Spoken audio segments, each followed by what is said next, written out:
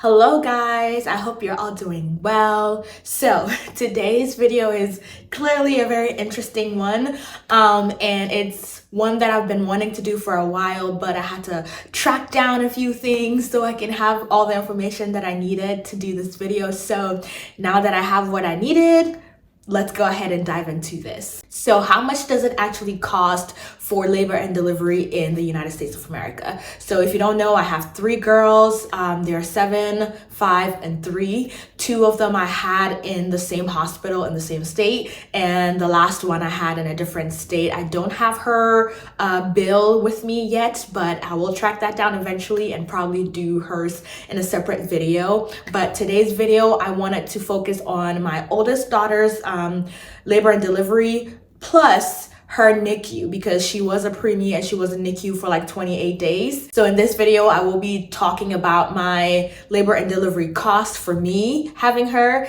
and then her cost being in the NICU as well. And then in a separate video, I will do my second daughter's video because she was a VBAC. My first daughter is a C-section, so the cost for C-section plus her being in the NICU is completely different from me having a vaginal birth and her not being in the NICU because she was a full-term baby. And then eventually I'll probably do my third child's own because it was in a different state. So let's dive right into this video. I've got the information that I need on my iPad, so I'm gonna be looking down. If I look down, I'm just looking at the information. So like I mentioned, for my first daughter, I did have a C-section. She was a premature baby, so I went into, I had to go get induced at week 34 because I had preeclampsia.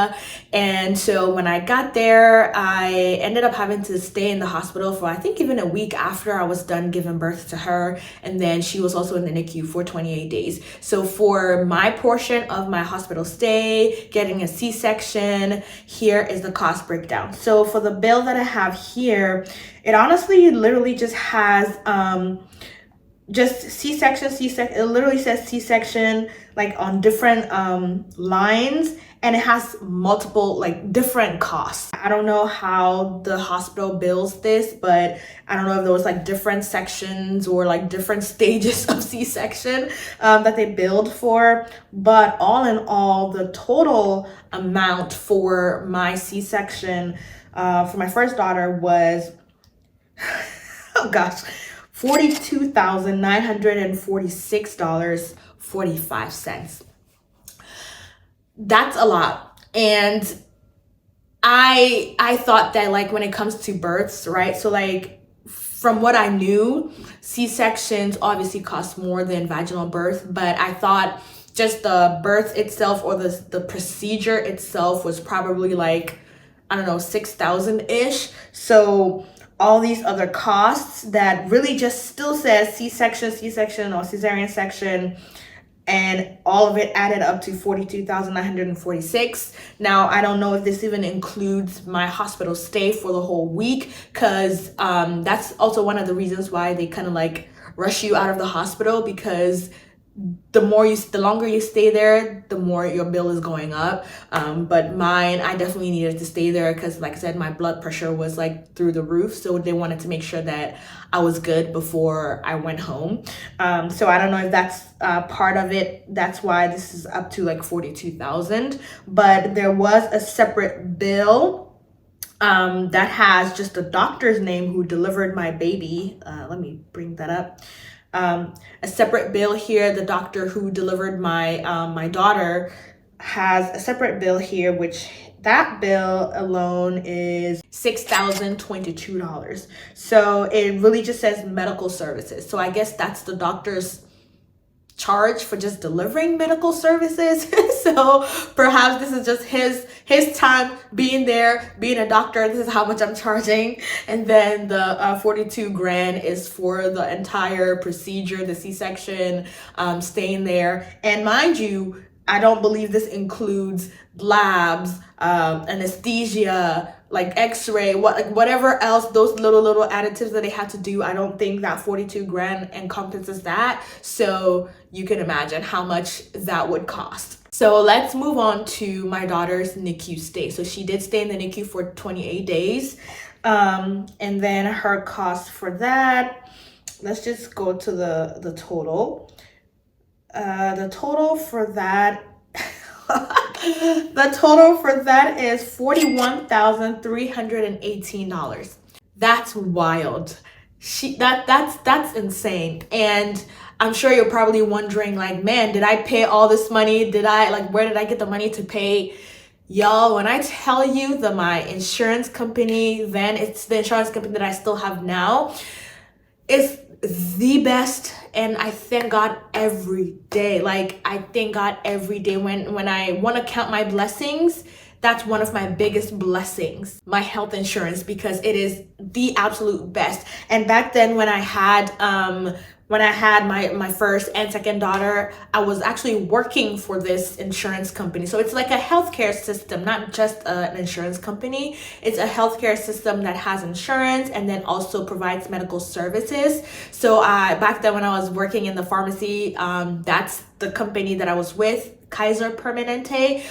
It's not in every state, it's in certain states, mostly in California, but it's also in the DMV as well. I believe there is also in Georgia and a few other states. But yeah, Kaiser Permanente is the absolute best. Like, I have no complaints whatsoever. And so when I worked for them, you can imagine the benefits are insane. So I didn't have to pay anything. I paid $0.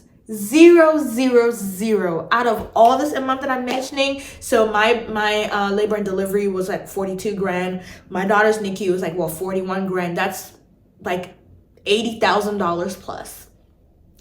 Zero is what I paid. Zero is what I paid. And man, like, I can't be thankful enough. Like, that's insane. Working for that company, obviously the benefits you have when it comes to insurance and all that stuff is much different from, you know, if you're working for a different company, but then your insurance is through Kaiser, because that's my current situation right now. I work for a different company, but we have insurance through Kaiser. And so I'm sure if I have another child right now, I may probably not pay $0 because I don't work for Kaiser anymore, but I don't think it would be a huge amount of money. It's definitely not going to be no 80K, that's for sure. So yeah, that's the information that I have concerning the cost around, you know, childbirth. And this was back in 2017. I had Isabel in 2017. So that's how much it cost back then.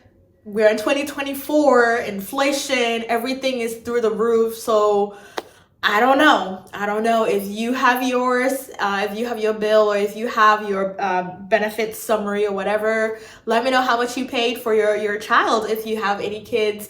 But yeah, like I said, I will do Hope's own in a different video. If you like this video and it was informative to you, let me know in the comment section below, and I will catch you all in my next video. All right, I hope I didn't scare you off from having a child, because this should not be a scare factor if you're, you know, considering having a child, because at the end of the day, medical services are medical services. So with or without a child, you're still gonna need medical service at some point. So if you have insurance, then you're great. If you don't have insurance, that's also fine. There are lots of like, what's it called?